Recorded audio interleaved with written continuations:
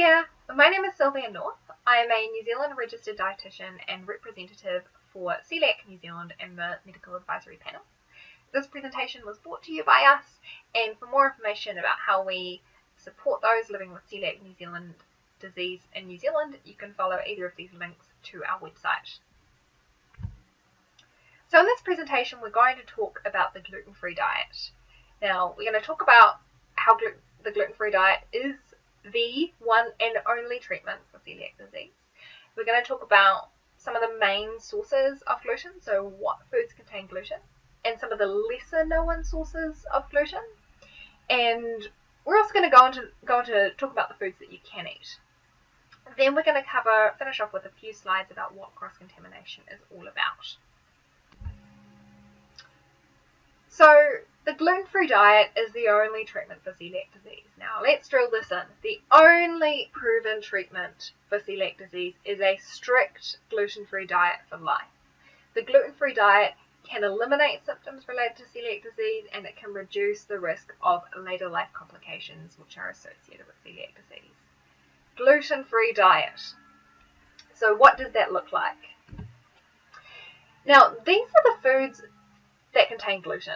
Now, you know wheat, rye, barley, oats, and triticale. So these are grains that contain gluten, and a lot of us sort of know wheat and oats really, really well. But what's lesser known about the gluten-free diet is that many processed foods also contain gluten as an ingredient or additive. So that can be that other ingredients sourced from wheat or rye, barley, and oats. So that's things like wheat germ, malt vinegar, oat milk, that can be used in certain products. So this is why not only is it really important to know those 5 grains that include gluten, but you also need to get really familiar with understanding what other foods are made from those particular ingredients, and what ingredients are made from those particular grains. Now let's just make this clear. Can you eat gluten once you feel better? No, you cannot eat gluten once you feel better. And that's because celiac disease is a permanent reaction to gluten. If you start eating gluten again, the damage is just going to happen again, and it's going to happen again, and the symptoms will return. And if you ignore the symptoms, they're going to get worse. So a strict gluten-free diet is absolutely essential to protect you from lifelong complications or long-term complications. And so, you know, you can talk to your doctor about your particular risks in that domain. But they're, you know, it's very serious. Now the beauty here of a gluten-free diet is there are actually many natural foods that are or unprocessed whole foods, and lots of foods that us New Zealanders eat that are naturally gluten-free. So that's all your vegetables and fruit. Yep, they don't contain any gluten. Unprocessed meat and poultry and fish and eggs. Yep, that doesn't contain gluten. Your dairy products are cheese, milk, butter, cream. If it doesn't have certain additives in it, then it should be gluten-free. And that's the same with a lot of your beans, pulses, lentils, and your vegetarian protein alternatives, tofu. They should all be naturally gluten-free. Then fats and oils, gluten-free. Nuts and seeds. Now your many gluten-free sort of flour alternatives will use rice, corn, tapioca, or buckwheat. And so there are actually many grains available now on the market that are naturally gluten-free, and so it's really useful to get familiar with some really good quality gluten-free flours that you can use in place of standard wheat flour. And what a lot of these foods have in common is generally, if they don't come in a packet, if they're minimally processed in their natural form, then they're more likely to be gluten-free and not have a gluten type additive. So that goes for a lot of these foods as they come in nature. They don't come contaminated with wheat, but one really important thing that we will get into is the risk of cross-contamination. So it's really important to check labels, guys. Always check the labels of what you're buying. And so that's because many of the foods that should be naturally gluten-free, so where we looked at their oils, herbs and spices, they should be naturally gluten-free. They might have gluten added in the processing.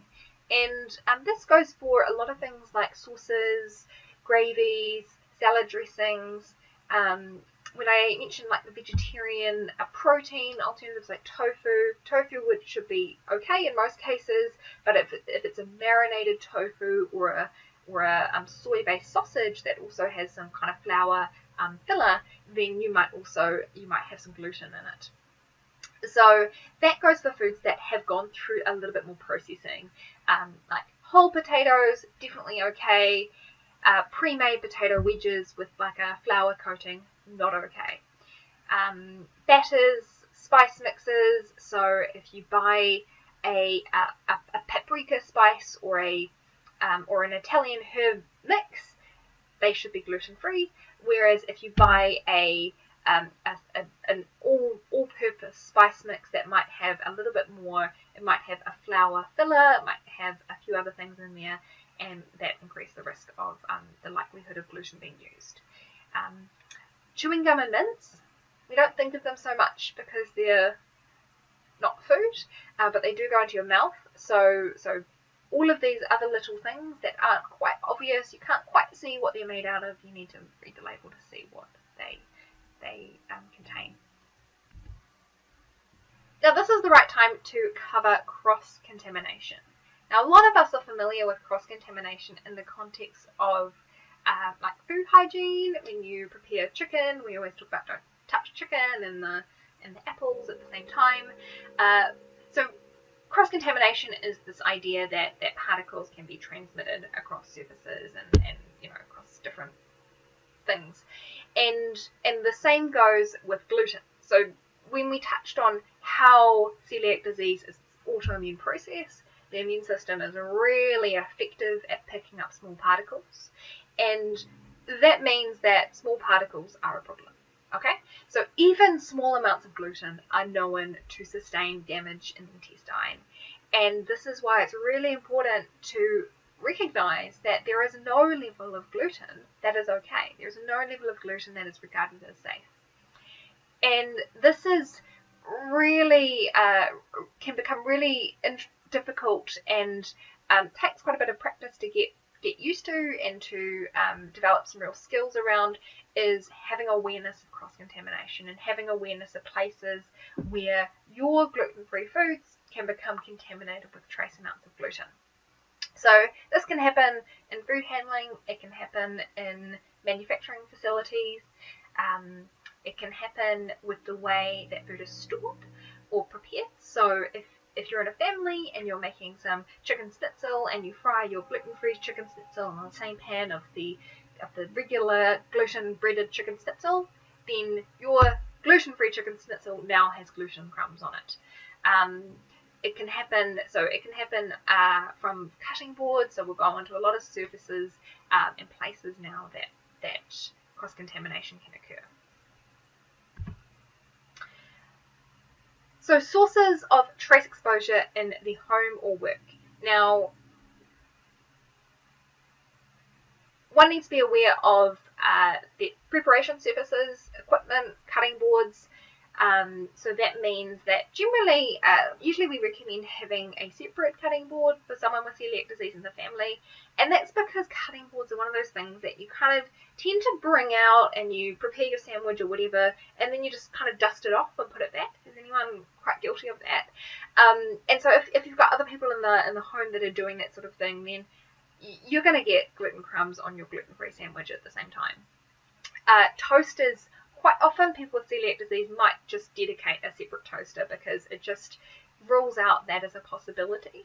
You can also buy little plastic toaster sandwich bags or silicone toaster sandwich bags where you put your gluten-free bread inside, and that also just protects the toast from touching the surfaces of the toaster that would have gluten crumbs. In the pantry, now this might happen on kind of more floury surfaces, so If you're doing some baking and there's sort of flour everywhere, you might have flour covering all the surfaces in the kitchen. In some pantries, depending on how it's organised, it's sometimes recommended to store your gluten-free products near the top, because then there's no risk of a bag of flour or crumbs or bread kind of spilling down onto those products. If gluten-free foods are stored with gluten-containing foods, so if you've got someone who's cleaning up the kitchen from all the leftovers and they're all just thrown into one container, you're going to get cross-contamination. This can also be really, really common sort of when in a workplace, when you're trying to fit everything in the same fridge, or when there's shared platters or shared catering. Sometimes they provide a platter and they say, oh, there's some gluten-free muffins or gluten-free scones, and they're just on the end of the same platter, but you know that the same hands have touched everything, so that's a bit of a problem. In the home, now if you've got different people cooking, it's really important that everyone actually gets it and everyone really understands what are the sources of gluten. So if you've got someone who's cooking for you, they might say, oh no, it doesn't have any pasta, or it doesn't have any bread in it, it's gluten-free, but they used a stock powder or a soy sauce or a little drizzle of malt vinegar that had a bit of gluten in it. So, or recipe-based mixes. Some people say, I just use this mushroom soup mix, and it's just mushroom soup, but actually it has a gluten additive.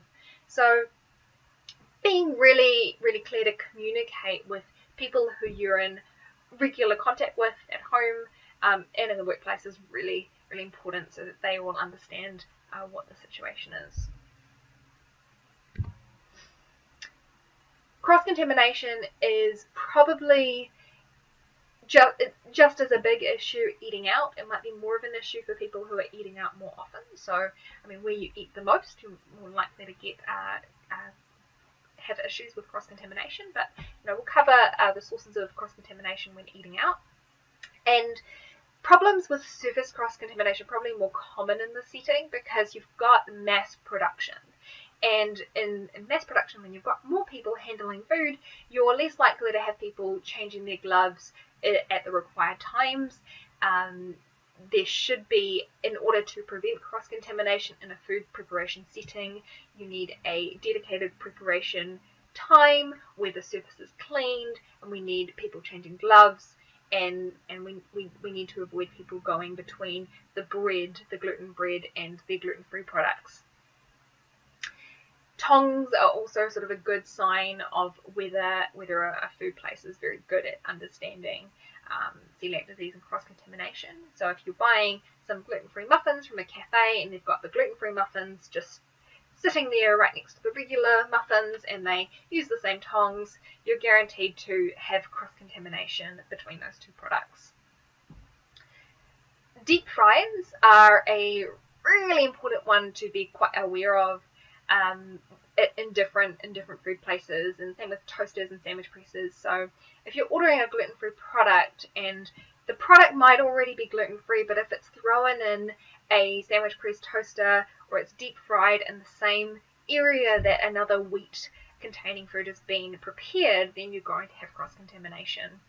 And some places that claim to have gluten-free hot chips, so potatoes, should be gluten-free, they'll have a dedicated fryer for those products, and they'll only fry chips in the chip fryer, and then anything else that's battered goes in a separate fryer.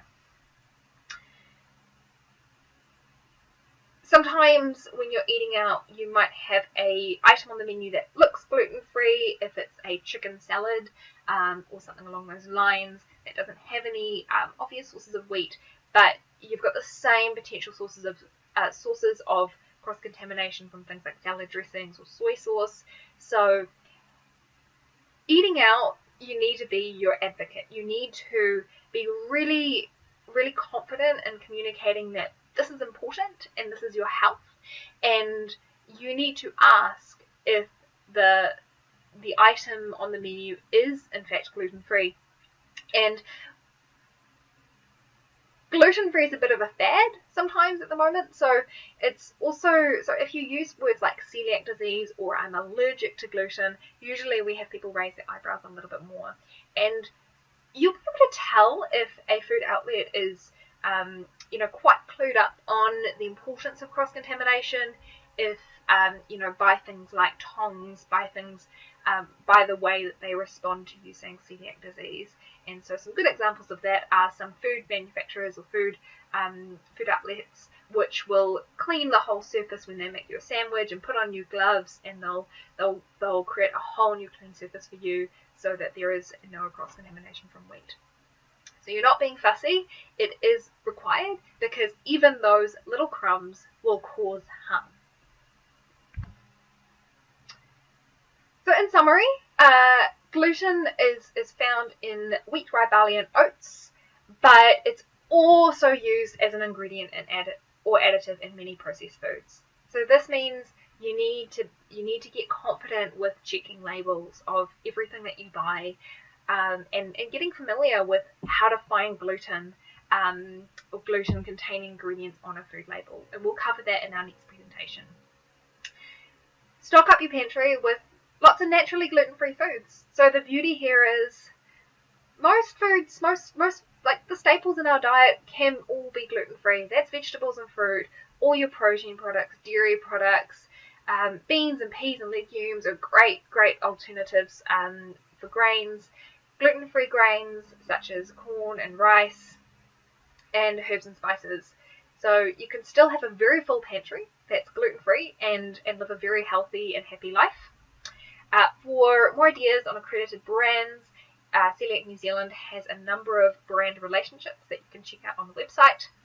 And it's really important to drill in the potential of cross-contamination and how you can be your own advocate for preventing cross-contamination. And so that's because even small amounts can cause damage. So always ask, always vocalize that you have celiac disease, and so that you're well catered for, because you don't have to go hungry. Thank you. This presentation was prepared for you by myself, Sylvia, and my colleague Margaret. We're both representatives from the Coeliac New Zealand Medical Advisory Panel and registered dietitians, and thank you for listening.